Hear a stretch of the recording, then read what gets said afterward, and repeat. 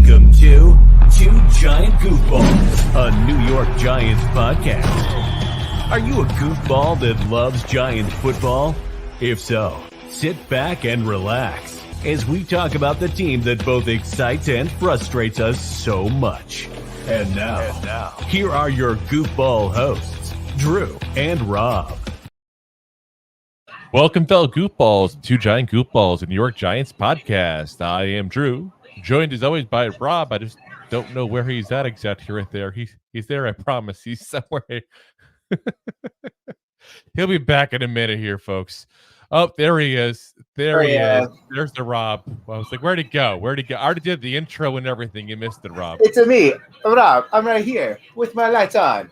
There you go. There you go. All righty.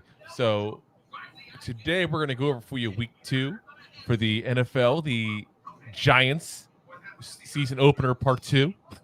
2.0. Yeah, exactly. So, yeah, we're going to go over the Cardinals this week here we play. And, you know, this is for once we have a lot more optimism than last week, I think, because last week I went into at least not thinking we were going to win. You know, Rob thought we'd win, but we really got destroyed. Absolutely destroyed there in this. So I don't think that's going to be the case this week. I think that's pretty safe to say.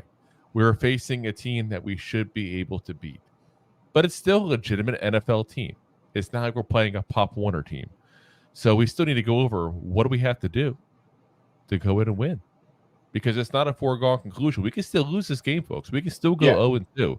It's not like the Arizona Cardinals are going to be like, oh, you had a rough week last week. Here you go. Sorry. Even though the ownership probably does, because they want to win the first overall pick. Yeah, but They're you also really still tanking. Listen. When you make it to the NFL, you have a certain amount of confidence and ego that you're still going to play for your stats. So those guys out there are going to go out there. They may not be a Cardinal forever, but they still want to get paid somewhere else. Exactly. The ownership may be tanking potentially for the first overall pick, but the players sure as hell aren't. And they still have some good players. It's not like this team is devoid of any talent whatsoever. So, yeah, I think we need to let's go over here what the keys to the game, what to do on offense, what to do on defense. But before we do that, let's go over the injury report here. My knee. Oh, don't even joke around about that. There might be a Jet fan listening. Oh, my Achilles heel. Achilles heel. So mean. All right. So first off, the Cardinals are much healthier than we are right now. Let's be very frank. Their injury list is like 5 players. Ours is like 15, it feels like. So first up, they have the last 2 practices, the last 2 reports. Is obviously we're recording this Thursday night, so we have Wednesday and Thursday nights injury reports here. LJ Collier, who's been a starting defensive lineman for them, at least for the first week here, did not practice the last 2 days with a biceps injury. Josh Woods, a starting linebacker for them, has not practiced the last 2 days with an ankle injury as well. So those 2, we'll see what happens there overall. Limited in practice has been Kelvin Beachum, their starting offensive lineman, with a hand injury. James Conner, their running back, with a calf injury. And Liki Futu, another defensive lineman, shoulder injury. So those guys should be playing, barring any setbacks during this week here. But something to keep an eye on, especially for a calf injury for a starting running back. You know, he's don't get me wrong, he's not Saquon's caliber, but James Conner is a legitimate running back in this league. So, yeah, if he's not playing, that's even worse for a team that's already kind of devoid of a lot of talent. Yeah, I mean, he ran pretty well last week against the Commanders. So, yeah, decent. He played decent. Wouldn't say great, but decent. I said well. I didn't say great. Good, not great. Yeah. Well's right. In the middle. So Giants report here. So Sterling Shepard did not practice today. That was labeled as a rest. So he's still labeled on the injury report because he didn't practice, but it's nothing to be concerned. It's not an actual injury. It's just a rest day for him. Andrew Thomas, that's the one we really got to watch out for. Hamstring injury. He may not play in the game. Did not practice on Wednesday. Limited on the practice field here today. Yeah, that's the one that, listen, if we're going to lose him for a week, this is probably the best week to lose him. I We was need him about more to next say. week than we do this week. Again, not to overlook the Cardinals. It's easy to overlook this team because they're really not a good team, guys. But again, it's still an NFL team. Darren Waller also with hamstring also. So he had a rest day yesterday, was limited practice today because the hamstring. I think that's going to be pretty much his MO the entire year. Yeah. I'm not worried about it too much. I think he'll play. Deontay Banks limited with his calf injury from the game on Sunday night. Cam Brown also limited with an ankle injury. Cordell Flott, another hamstring injury, also limited. There's a lot of hamstring and ankle injuries, by the way, guys. There seems to be like a streak of that. Graham Cano limited the last 2 days with the right ankle. I have not seen anybody bringing in any other kickers, though. So that tells you right there he should be playing. Yeah, he'll be fine. Azeez Ojulari, hamstring injury, limited the last 2 days. Javarius Owens, hamstring injury, limited the last 2 days. Matt Pert, elbow injury, limited the last 2 days. And, of course, Wan'Dale Robinson, injured to the knee there. That's overcoming last year's injury, still limited the last 2 days. There's a good chance that we might see our first peak of Wan'Dale Robinson in this year's offense here. So that'd be kind of fun to watch here. Be interesting. So before we get even into what we do when we're on offense here, I got to ask the question: what should we call this game? Should we call this game the revenge game for Isaiah Simmons? Or should we call it the Battle of the Ojularis? Since B.J. Ojulari, Azeez Ojulari's brother, is also on the Arizona Cardinals. That's two very interesting kind of, subplots in this battle here. Because Isaiah Simmons wants to stick it to the Cardinals. He does. 100%. It could have ended on very good terms, which by all accounts, nobody said anything nasty publicly about either side. He still wants to show them, you messed up. You misused me. You made a mistake. You gave up too early. But at the same point, what brothers don't want to compete against each other on the field? Granted, you don't have both defenses on the field at the same time. It's not as fun as if one of them was an offensive lineman and one of them was rushing the passer like that. It'd be much more fun to watch the Ojulari on Ojulari like that. But it's still kind of interesting to see how that's going to play out there. All right. So before we get into the what to do, we're on offense here. Let's go through some comments here. John says Roberto has learned invisibility. I just moved that slow where you couldn't see me. And then he says Toby Keith shirt. That'd be my shirt there. Yes. I thought so much just the white shirt. It's me. No, there's no Toby Keith. Deb says, I've read that they've been looking at more receivers. Why? The receivers we're looking at, keep in mind, have a lot of history as far as returning picks. I think that's just what that's going to. They're trying to make something happen. Possible. Last year and now the first week. John also says, just saw that Puka guy had a big injury. Yeah. Puka Nakua. Puka. John says their defense was good with sacks that game. Whoa. Family program, John. Family program. Coach on. What's up? Coach says, peace and blessings. Thanks always for the great content. Appreciate you having being on here, man. We're going to have you on the show one day, too, with a guest. So let us know what's good for you about. We're going to have you on. Let's see here. He says, are you serious? Now, when a big, huge guy comes to your door and asks that, you say, hell no, I'm not serious. Hey. He also says your mic is bad. Your mic bad? What's going on? Yeah, you're a little. I thought maybe it was my Wi-Fi for a second. You sound a little muffled there.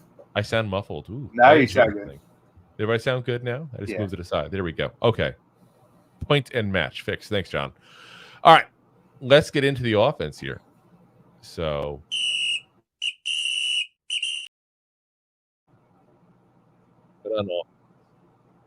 So I think the big key that we can take away from the game with the Cowboys here is Daniel Jones needs to have time to throw the ball. We can say he didn't play the best game against the Cowboys we have, like we said. But in the end, there's only so much he can do. He doesn't have to throw the ball. He needs time. Every quarterback needs time. Last week he only had 104 yards rushing, 2 interceptions. Obviously, one of them was a 32.4 QB pass rating there. 2 fumbles as well. So not a good game for Daniel but he was sacked 7 times. Overall, the Cowboys enjoyed a 62.9 QB pressure percentage. So, do me a favor, Rob. You go over the next one here. I think I know what the next one is. I'm going to fix it real quick. Gotcha. I was about to say, Drew, you're ignoring my text, my messages. I saw your text. All right. So it was kind of hard. So you left off with DJ, right? So the Cardinals D last week had 6 sacks, 51.4 QBP. Sam Howell was 19 of 31 with 102 yards, 1 touchdown, 1 interception, 1 fumble, lost for 6. He also almost lost his head on one of those sacks. It was fantastic. Not for him, obviously. Oh, Drew's back. There he is. How you sound, Drew? Drew's back. Tell a friend. You sound a lot better. It'll be a second, but hello, yes. I forgot to turn my AC off. That might be part of the problem, so I just turned it off. That must be all the problems. That's all it is. Yeah. Dennis What Carter. did I miss? I just talked about how Sam Howell threw for 102 yards, and when he got sacked, he almost lost his head. We talked about that already. Oh, I couldn't hear you with your microphone. Okay. So, so I don't know who else heard me out there. Where'd you leave off, Drew? I was talking about the sacks and the QB pressure rate. Yeah. All right. Well, that's where we're getting at right now. There we go. Go Dennis for Carter, 2 sacks, 1 tackle, 3 QB hits. Already his second most sacks in the season. Had 7 in 2020, 10 total in his 6th season in the NFL. Was he the one that almost decapitated Howell last week? No. So Howell was almost decapitated by Kazir White, who's the linebacker who went to hit him when he was going out of bounds. So it was actually a 15-yard penalty on the play, even. Yep, and that's when going out of bounds. And that's when was that when the ref got knocked down and he looked like the Undertaker getting up? It's like crazy. An ex-Eagle with a dirty play. Who would have thought? Yeah. Go from there. Exactly. All right. But yeah, I mean, that's the thing is we had a bad showing on offense, obviously protecting the quarterback. The Cardinals had a good showing on defense as far as getting to the quarterback. So the question is going to be now, was one of them a fluke? Was one of them what to expect? I mean, let me put it this way. I don't think it's safe to expect a team to have 6 sacks per game. That's a little ridiculous. I think it's also safe to say that it's not reasonable to expect an offense to give up 7 sacks per week, no matter how bad the offensive line is. Yeah, I mean, Washington's not the best in offense. No. We all know that. No. So, but our offensive line, as bad as they are, shouldn't be that bad. I mean, no offensive line should be that bad. God damn, that was horrible. But, I think the big key is we talked about this even before the game with Dallas even. They need help on the right side of the line. You can't keep going in with, leaving Evan Neal and Mark Lewinsky by themselves. They're not able to cut it. And I don't care if you got to sit Bellinger on there. Listen, I don't even care if you got to put a 6th offensive lineman and have an extra guy on that side. If that's what you have to do to protect the quarterback so he has a chance, yes, I understand it sucks to do. But I'd rather sit there and have, a better line, a better pocket. Maybe an empty backfield, and instead of having, a running back there to pass block, bring in a 6th offensive lineman and see if that helps. Something along those lines, because this ain't cutting it, guys. So the only thing I don't like about that with an empty backfield, it's an obviously pass play. So then, are they going to put that much pressure, or are they going to go back in zone? So what I would like to see is have some tight end play help out. Obviously, Waller's not going to do that. So Belly, sorry, you're literally going to have to help Evan Neal hold him on his back. Yeah, I mean that's what it boils down to. We're going to need, But the reason I'm suggesting that is because let's be honest, Saquon's not the best pass blocker in the world. Never has been. He's not the guy that you want back there protecting the quarterback. He's just not his forte. So I'd rather sit there and have a guy like maybe bring a Matt Purd or a Josh Azudu in there and bring them as a 6th lineman to go along on that side there. I mean, if that's what you have to do, that's what you have to do. Desperate times call for desperate measures. Yeah, I mean, for a few plays, I wouldn't mind seeing something like that. But for majority of the plays, it's an obvious passing down. You're not hurting anything. You're not giving anything away. Like obviously 3rd and 9, we're not running the ball. That's not necessarily true. We've seen that a lot. Yeah, more because Daniel Jones is scrambling. Yeah, that's not a planned run. That's him running for his life. Or a little dunk and play to Barkley and take it. Yeah. So, like I said, I think we got to figure out something. And I think leaving these two guys by themselves is not the answer. You know, I look at what happened with JMS last week. Not great, but not horrible. Ben Bredesen, not great, not horrible. Andrew Thomas, injured, but still obviously not horrible. Glowinski and Neal, that's the weak points. We got to do something to help them. They can't do it. They can't. They're not that good. Yeah. It's quite obvious. You know, or you know, we got to give them help because of the fact that what's really hurting them is the fact they haven't played together because they kept on delaying what we all knew was going to happen. We all knew what this offensive line was going to be. Let's be very frank. This wasn't I'm shocked Glowinski made it on the right side and Ben Bredesen went on the left side. Like, come on, guys. We figured this out weeks ago. They should have just put him in there like that and kept them that way. But for whatever reason, they wanted to get cute and they wanted to prove that Josh Azudu was worth the start.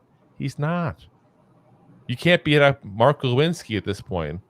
No offense to Glowinski, but he just hasn't been playing good since he's really been a Giant. If you can't beat him out, then you're just not that good. He is, in the end, going to be probably a backup offensive lineman in this league. Not great for a 3rd-round pick, but at least he's an actual offensive lineman in this league. At least a lot worse. 3 to 5 years. Yeah, there's been a lot worse. Let's go over the running game here because that's one thing I feel like we really abandoned after that first drive. For whatever reason, like I get it. We had a field goal block for a touchdown.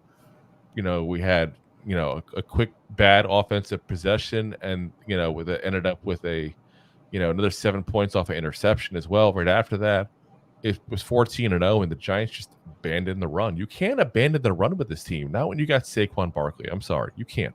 Yeah. It's too talented a player to just take him out of the game entirely. I mean, you're about to go into the stats. We can talk about that too. Yeah. So overall, Saquon, 12 carries, 51 yards. So. And you know what's crazy? Is that in the first half, they ran it 11 times, planned 11 times. Barkley had 10, Brenda had 1. That shows you how much they abandoned the game in the second half. Yeah, and, you know, obviously Daniel Jones had a lot of runs, but I don't think a lot of those were planned. A lot of those were more, again, running for his life. Yeah, scrambled. So I think that in the end, you gotta have Barkley just run the ball. I'm not saying run him 30 times or anything crazy. I think the big thing is run him like 20, 25 times a game, and that's realistic. That's what he should be doing. So to give, and I think obviously part of it is they didn't want to say run him once they were down 30-0, 40-0. I get that part of it. But they abandoned that run way too early, man. Way too early. The Cardinals last week, for their efforts, gave up only 3.3 yards per carry against the Commanders. So they had a decent outing. But keep in mind, we talked about this a lot last year. The Commanders run the ball to control the clock. That's the way their offense was run last year, at least. We'll see what it turns out this year with Eric Bieniemy obviously running the offense now. It's a little different of an offense. But they didn't care necessarily about getting huge amount of yards. They just wanted to inch closer and closer to that. They weren't going for having the back to be 5 yards a carry. Their guys are 3.5, 3.8 yards a carry, and they're perfectly fine with that. They just want a short third down. So this is exactly what they did last year as well. So I think that we're going to see what happens overall as time progresses with that. But that might be part of why the Arizona Cardinals only gave up 3.3 yards per carry, because the Commanders don't have that dynamic back. We do, obviously, in Saquon Barkley. So I think Saquon's going to have a better week this week, I think, than he had against the Cowboys, because I don't think we're going to abandon the run like last week.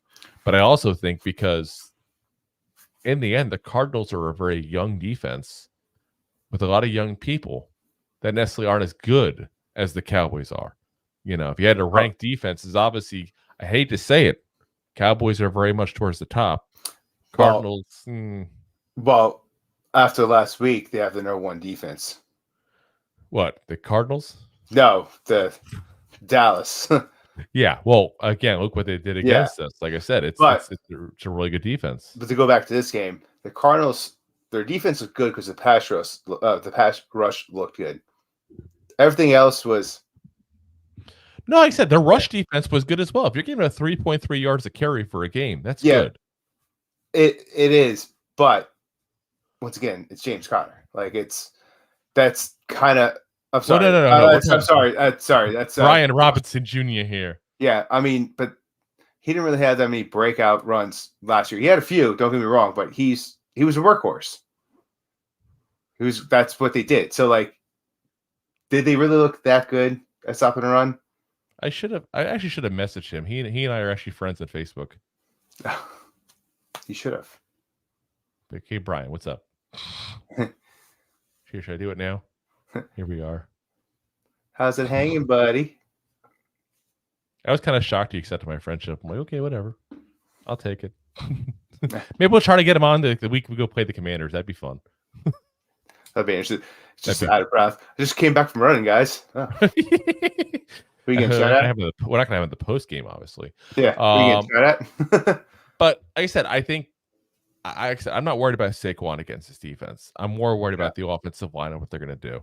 The big thing is, though, we have to get these weapons involved, guys. We got to get these weapons involved. No, and I always say this like weapons because the Giants have such a unique offense. It's not just the receivers. It's the tight ends. It's the running backs. It really is an all-around pass attack. So no Giants weapons had more than 3 catches. That's bad. Only Waller and Hodgins had over 20 yards. That's bad. It's terrible. That's really bad, guys. 20 yards. We're not talking 50 yards, 60 yards. Only 2 players had more than 20 yards. Only 1 had more than 30. That's bad. Yeah. I mean, what was DJ's total yards? 107, we said? Yeah. 104. Oh. So, yeah. Bad. Now, Arizona against the Commanders. Again, we got to compare everything against last week. We had the one week of action to watch against.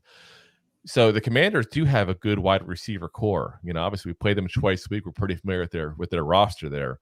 Scary Terry McLaurin there had only 2 catches for 31 yards last week. That's pretty good to hold him to that. But they also gave up over 40 yards. Oh, go ahead. But also keep in mind that he was battling an injury. Like yes, he was. He wasn't 100% healthy going into that game. So was it them stopping it? So when I was listening to a podcast for Arizona, they flat out said they don't have a number 1 CB. They have 2 number 2s. So yeah. But then again, we don't have a number 1 wide receiver. I would say we don't have a number 1 wide receiver. We have a whole bunch of number 2s. Yeah. So that's something that will also play out. Yeah. So they did give up over 40 yards to Jahan Dotson, Logan Thomas, and Curtis Samuel. So they did allow some yards going at that point there. Keep in mind, Sam Howell had 200 yards against them. Sam Howell's not a great quarterback. So when I say 200 yards, I say it more along the lines of, hey, here's a bad quarterback that had an okay game against them. We'll find out what their passing defense is overall as time goes on. But I think that shows you that this is a team you can pass the ball on as long as you can get time. Because that's the one thing that gets some sacks, obviously, we talked about. So on defense, a couple old Philly faces really made their marks known there week 1. We talked about Kazir White already, the linebacker. He was all over the field against the Commanders, had 9 tackles, including 1 tackle for loss. Safety, Kavon Wallace had 6 tackles and 2 passes defended. So you're talking about 2 guys he brought over, the new head coach, Jonathan Gannon, brought over from Philly. They know the defense already. They're comfortable in it, and they're doing some stuff there. Keep in mind, Arizona also still has Budda Baker. Obviously, he asked for a trade this offseason, didn't get what he wanted, but he's a 5-time Pro Bowler, 2-time first-team All-Pro, 1-time second-team All-Pro. So guys got some talent. Had just 5 tackles last week. But, safety is sometimes one of those positions that if you don't hear from them, that's a good thing. That means they had their guy covered. So, still some weapons there on defense. Again, this is their strong suit. defense is their strong suit. If we had to gauge it, at least based on watching the game, I would say Arizona has probably an average defense to slightly above average, but their offense is shit. It's absolutely horrible. We'll get to that in a second when we talk about the defense here. But, But I don't know if it's fair to say above average. I think it is, honestly. If you get 6 sacks and you're holding a team to 20 points like that. But it's also the play. Like, would they look like that playing Kansas City? Would they look like that if they played Green Bay last week? Would they have looked like that if they played, the Ravens? Like, I don't think so. Time will tell. I think their defense actually is. I don't think they would look that good if they went over and played the Seahawks. And the Seahawks offense did not look good last week. I'm telling you, I really think watching this game, because I watched it twice today alone, just trying to go through this, the Cardinals and the Commanders, that defense looked good. It looks good. It looked aggressive too, which I like. I like watching that as a football fan myself. Like, there was times you can tell they were bringing the fire. They're going to Wink Martindale style. Like, you can see like 7 guys just lined up ready to go, and they're going to leave everybody else in man. You can tell.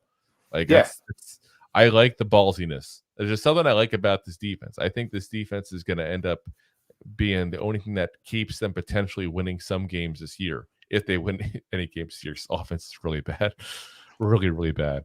But yeah, I mean, this is the kind of defense that has a lot of like the Island of Misfit Toys kind of mentality. A lot of these guys were from other teams or for young rookies and stuff like that. There's no really stars on the team besides Budda Baker. And sometimes it's just you get the right fit and it just clicks. You get the right coach and it just clicks. And I think this is going to be one of those defenses that, because it's got good coaching on defense, being that it's a defensive minded head coach and everything that came in, I think some of these players are going to be a little better than people expected on their defense. So we'll see. Time will tell. But that's clearly their strong suit on this team is defense. 100%.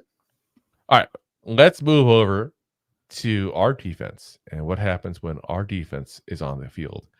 Once we've done paying the bills. Time to pay the bills. Enjoying the show? Looking for more goofball action? Consider a membership at buymeacoffee.com/2giantgoofballs. Memberships start at just $5 and give you additional goofball access. One-time support payments also available starting at just $3. buymeacoffee.com/2giantgoofballs. Oh, yes. Now it's time for a win on defense. So win on the D. So, Drew, tell us what you do when you're on the D. Oh, let me tell you what I do when I'm on the D. Oh, yeah. So before we get into the defense here too much, one thing I have to kind of stand up and, point some things out from last week's game here still, because as much as it was a crap game, and we talked about in the post-game coverage, we weren't too pissed off at the defense. No. So let's honestly look at this game here. So the Giants gave up 40 points. On paper, the defense got absolutely destroyed. Absolutely destroyed. On paper. So 7 points came off a blocked field goal. 7 points came off an interception return for a touchdown. 7 points came off of them getting the ball on the 38-yard line from an interception as well. If you take those out, you're looking at 19 points. That's it that they gave up. 19. That's not bad. I mean, defense wasn't as bad as people, looked at from the 40-0. I mean, my biggest thing, 143 yards, guys. I was about to say, my biggest thing is if your quarterback is getting you 43 yards, no interceptions, and no touchdowns, did you win? 143. Sorry. Did you win the game?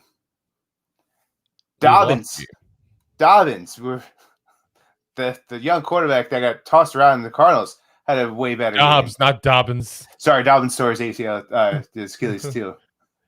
Dobby. Yeah. You gave Dobby clothes. But yeah, so like I said, I just think we got to kind of stand up to the defense a little bit and say, listen, they didn't do that bad a job. Because I know we want to just lambast the offense nonstop, which we should. That was a horrendous outing. It was. The defense wasn't that bad. They didn't get any Even pressure on the quarterback, which would have been nice, but even last year, what did Dallas do against us? Really well. They ran the ball. yeah. Pollard had what, 72 yards? Well, in all fairness, they weren't really trying on offense. They didn't have to. But I'm just saying, like, he didn't. You would want to burn out the clock and run the ball. No. Yeah. That's your number one guy. Like, limit him. That's literally less than half of what he had against us last year. His last outing against us. I just don't think they were trying too hard, to be honest. I think that's where they were at. I'm just saying I don't want the people to look at the 40 points and go, the Giants defense was horrible. The Giants defense did horrible. The Giants defense didn't really have a chance to do much in the game because the game was already over pretty much By the time they got out. Yeah, exactly. So last week, Josh Dobbs there was 21 of 30 for 132 yards. So for those keeping track of score at home there, 132 yards on 21 completions is a 4.4 yard per carry average, a yard per catch average. That's it. He had a 78.8 passer rating. Now, watching the game with that Commander game there, I can tell you basically a lot of what they did was screens, crossing routes to the tight ends, short hitch and go routes kind of stuff. I mean, there was really no deep passes whatsoever. No. Keep in mind, he's only been a Cardinal for like 3.5 weeks at this point. Like, he hasn't been a full month on the team. The guy's still learning the offense. I'm kind of shocked they even put him out there. They were better off keeping Colt McCoy and having him go out there. At least he had a chance to learn the offense. Hey, kid. Yeah. Yeah, that's what I'm saying. This is, if you want to talk about why we should be able to beat them, this is why. This is why we should crush them, is because the offense is just horrendous for the Cardinals. Absolutely horrendous. I think it's a good game also for our rookie corners, get a little more confidence. But they didn't do bad last week either. I mean, CeeDee Lamb was the only receiver over 30 yards, was 77. And keep in mind, Adoree Jackson was the one covering him too, not even the rookies. Brandon Cooks had just 22 yards in the game. Obviously, we learned this week he's sprained his MCL, I think, in the game as well. So, brutal. Could be part of why. But again, you got a really good receiver that really didn't do much against us. Not that he had to either, because the offense was so bad, but we're kind of a recurring theme there. For the Cardinals last week, the only player that had over 30 yards receiving was Rondale Moore. Now, Rondale is one of those guys that they kind of throw out there, kind of like a trick receiver, like a dare I say, a Kadarius Toney type, where you kind of put him in kind of like short yardages, catches out of the backfield, that kind of receiver. You kind of move him around, kind of a chess piece kind of player. So you got to kind of keep an eye on where he's at on the field there. But of the 30 pass attempts overall that Josh Dobbs had, 10 of them went to Ertz. 10. It's a third of his pass attempts went to one guy. 5 of them went to Hollywood Marquise Brown. 5 of them went to James Conner. That's 20 of his 30 throws, guys. I mean, it's pretty safe to say a lot of these rookie quarterbacks, a lot of these young quarterbacks, they heavily rely on those tight ends. Yeah, but he's not even that young anymore, dude. He's been in the league 7 years, Dobbs. It's just that was his third start. He's a little young, and he's young experience-wise, though not age-wise, if that makes sense. But, I mean, Ertz even, he had one where I was kind of shocked. He almost had a touchdown, and it went like, Ertz was like this, and it hit him in the hands. And I know we always talk about this. If it hits you in the hands, you're supposed to catch it. But it just like sailed right on his fingertips, basically. And they almost missed 7 there, which would have been the game. They would have won the game. Yeah. It's kind of interesting to watch how the offense played, though, because like I said, they just don't throw the ball downfield. They do runs, they do short passes. That's all they do. It's a very, very simplified offense. Again, probably because of the fact that Dobbs hasn't been with the team very long. So I think this is one area that the Giants really, really need to go ahead and just take it out. Take out the passing offense altogether, because it's very easy to do. You're looking for short passes. You can almost let them have over the top. He's not going to throw it there. Pretty much. So right. Wink will be definitely front heavy this week coming up. Yeah, I mean, I think this is going to be a pin your ears back and go back for the quarterback, and don't worry too much about, how many people you have covering back there, because he's not going to throw the ball downfield. He can't. A, he's not that good of a quarterback overall, but B, he doesn't know the defense. I mean, doesn't know the offense. So go for it. Go for the jugular there. Yeah. Running game wise, we talked about James Conner having the calf injury there. Assuming he's all healthy, this is a guy who has a history of being a good, not great running back in this league. 62 yards last week on 14 carries. The big running play actually was Hollywood Brown had an end around that went for 29 yards. That was his only run. Obviously, it was a receiver, doesn't really run the ball very often. But, watch out for those kind of trick plays then, because they've proven they'll do that. They got to do something to obviously manufacture some yards. Obviously, they can't do it through the air too much. So you'll see some trick play. You'll see that kind of stuff occasionally there. What the Giants should be doing. Connor's one of those players, though, that I think is going to play very well into what the Giants do on defense, because he doesn't really go outside very much. He doesn't have that kind of speed. He's much more of a north-south runner. So what happens? You get north-south, you're going to go against Dexter Lawrence. You're going to go against Leonard Williams. You're going to go Bobby Okereke. Exactly. You're going right in the middle. You're going right to our strength. Go for it. This is why I'm very confident in this game. It's very rare for me to be confident, but I am confident. Let me get that recorded. Say that again. I'm confident, damn it. Now, last week, we talked about it before as far as what the Giants gave up to Tony Pollard. They gave up 70 yards to Tony Pollard. Keep in mind, over a third of that, 25 of that was on one run alone. 14 carries, gave up 2 touchdowns. That was the big thing. But that's what Tony Pollard did all last year, was 5 yards. So, you could sit there and say that 5 yards per carry, but the Giants gave up. Okay, they had an average day on running defense. Yeah, I mean, basically what it was. James Conner is not as good a back as Tony Pollard is. Just isn't. So, again, I think this is going to be a fun week for us. I really do. I wish this was the first week. Let us build up some confidence as opposed to getting beat up for. Be like when Alabama plays like West Texas Christian College University, a Polytechnical Institute.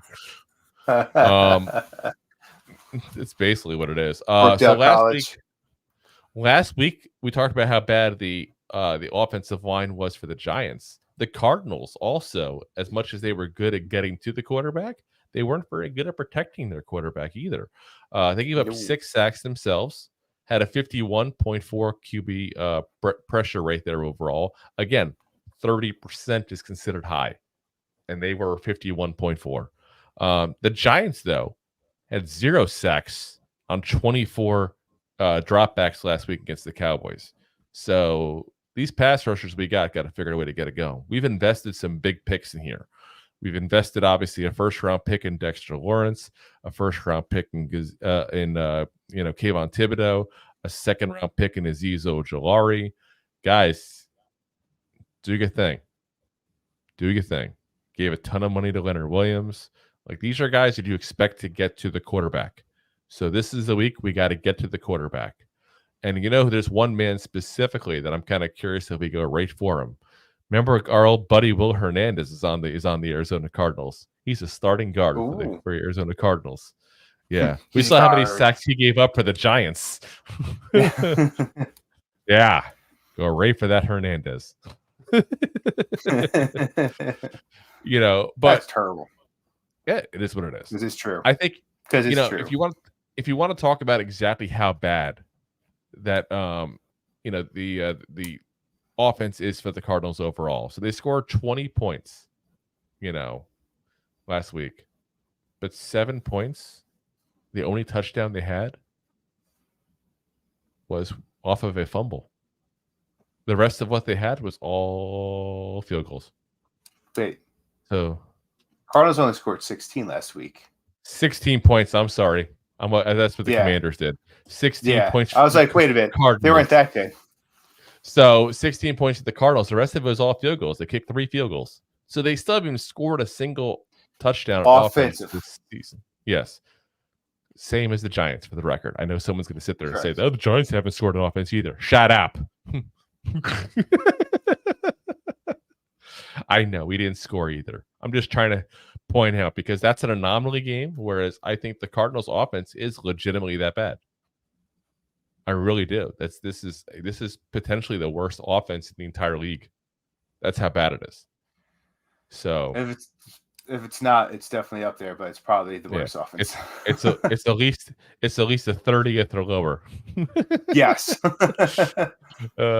So again, this is going to be a game I think for the Giants to get some respect back and make a statement. Like if the Giants really want to be taken serious this year, which, let's be honest, they should want to be taken serious. This is the week to show it. This is the week to say, you know what? Screw last week. That was an anomaly. That's not normal. We're moving past it. We're going to get better.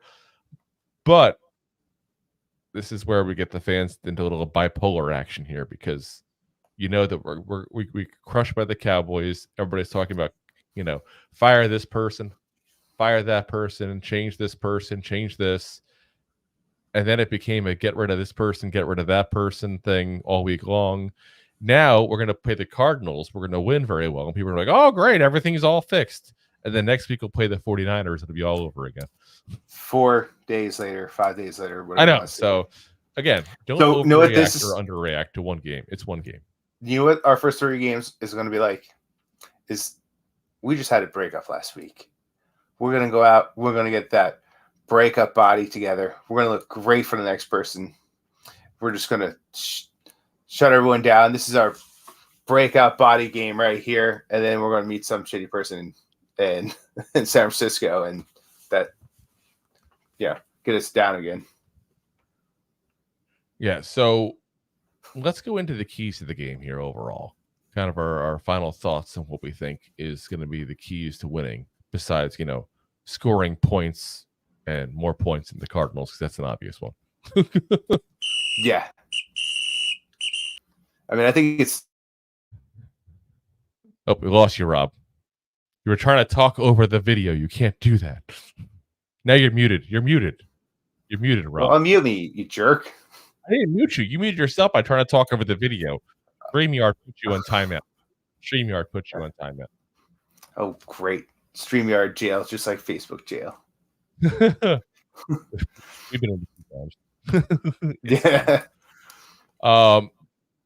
But yeah, one of the first keys of victories, I think, is that offensive line. It's got to gel. That's one of the first things we got to do. Yeah, and it stems, and that was one of the things I said in our preview for Dallas is that offensive line's got to step up to make everything else work. And even though we're playing a way worse team, they still got to step up. They got to put a Band-Aid on that right side. They got to figure out something. They got to give them some help. That's all it is. Give them some help, because a lot of what they had trouble with in that right side was stunts and stuff like that, which, again, is because they haven't played together much this year yet. It's only their second year together. It's not like they're 7-year veterans playing alongside each other here. So hopefully they get that part going. We can get the offense going. The other thing is the Giants need to win the turnover battle. Obviously, that was an issue for us last week. We had 2 interceptions. We have 5 fumbles in that game against the Cowboys. Luckily, we recovered 4 of them. But 5 freaking fumbles? The hell? Did young Tiki Barber come out of retirement? Like, what the hell? Oh, it's crazy. So for their part, the Cardinals last week had lost 2 fumbles. So, but they also got 2 fumbles and an interception against the Commanders. So, it's one of those things that they didn't have a horrible week turnovers. They technically won the turnover battle on their game by 1.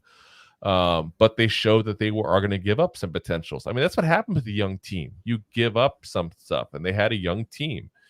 So we have a chance to potentially get a couple turnovers in this game. The Giants just got to keep holding on to the ball. And again, I think a lot of that comes back from the offensive line giving some time, because Daniel Jones' mistakes he made in that first game are not the normal ones he made last year at all. He kind of worked his way out of those issues last year, and he regressed a lot in that first game. So hopefully that's just a 1-game issue. We can go, okay, bad game, we're good. we're back to Daniel Jones of last year at least. Yeah, because even last year when he played the Cowboys, like he still was under pressure. This was the worst of the three outings.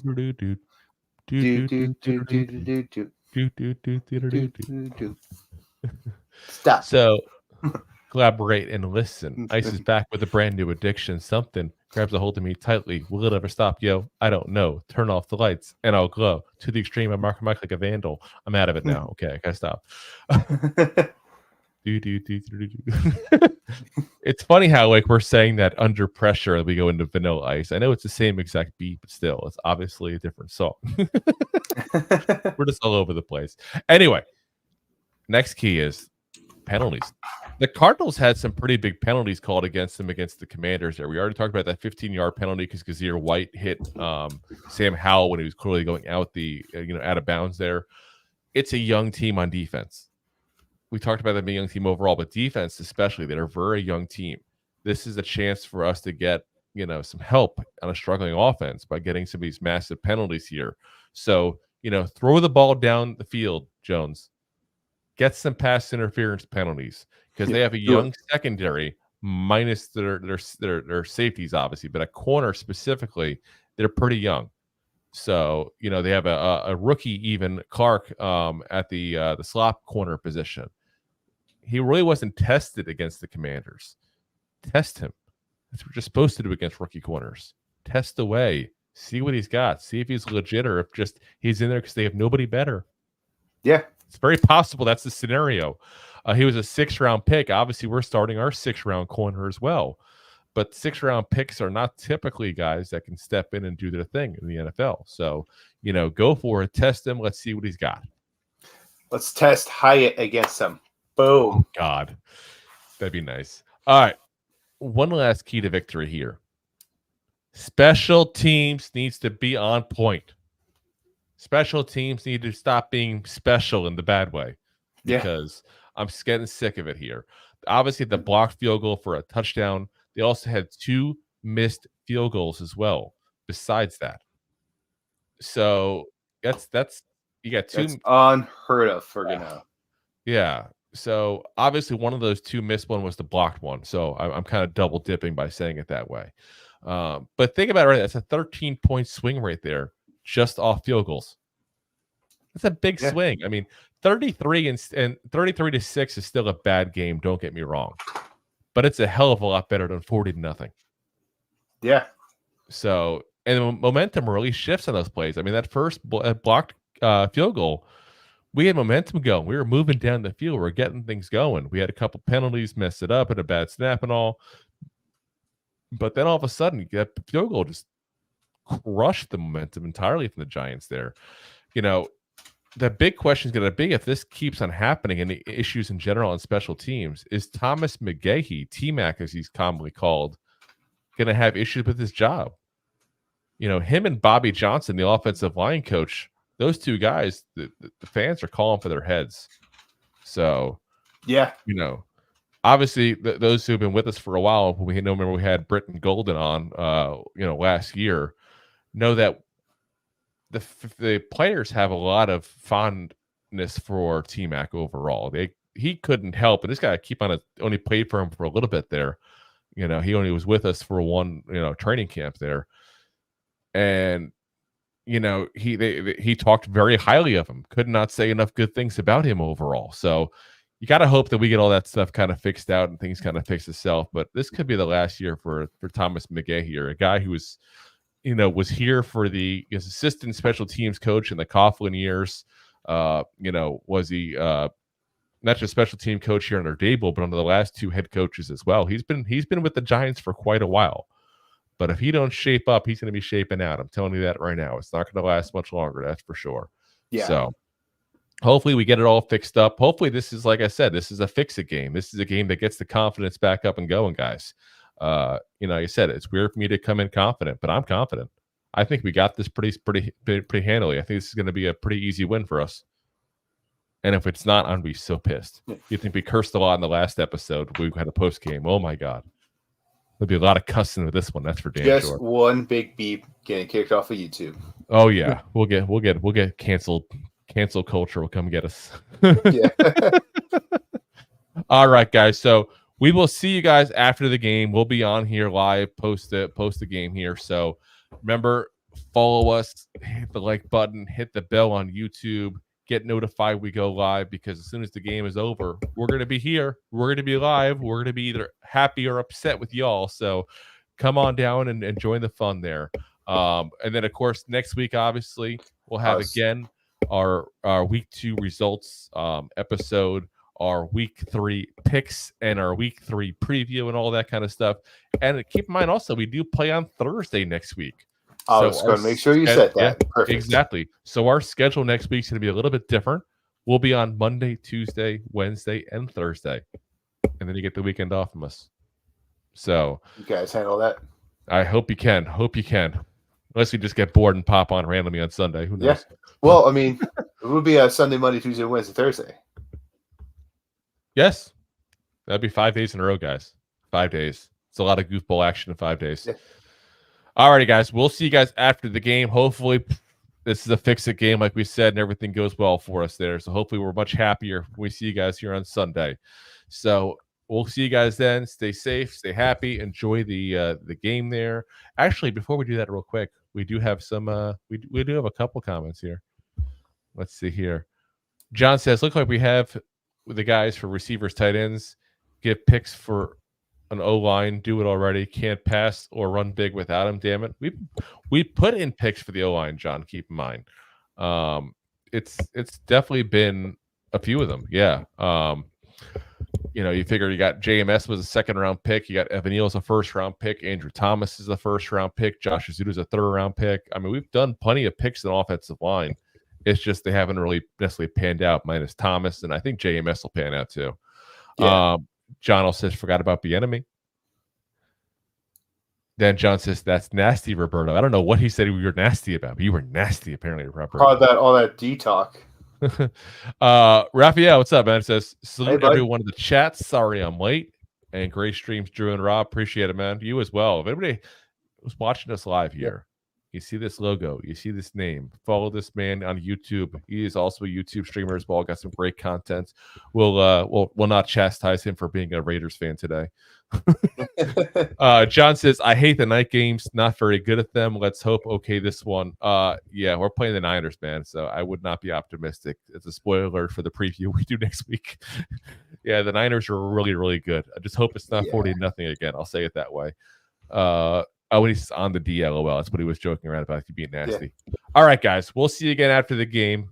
Appreciate, as always, you guys listening in, watching in. As always, we are live on Facebook, Twitter, YouTube, Twitch, and Rob's favorite, Drew's my LinkedIn profile. Oh, yes. And we're always, of course, on audio podcasts as well the next day on Apple, Spotify, iHeartRadio, Amazon, Google Podcasts, all the big players there. All righty, guys. We'll see you again on Sunday after the game. And as always, Giant fans, go G-Man! Go G-Man! G-Man! Thanks for listening to Two Giant Goofballs, a New York Giants podcast. We appreciate your support. If you made it this long, you must have enjoyed it. So I am sure you have followed us on all the social media platforms. Of course, you have subscribed to the show on your favorite app as well and given us a top rating. Right? Right? Right? Thank you to those who have signed up for our silver gold levels of membership at buymeacoffee.com/2giantgoofballs.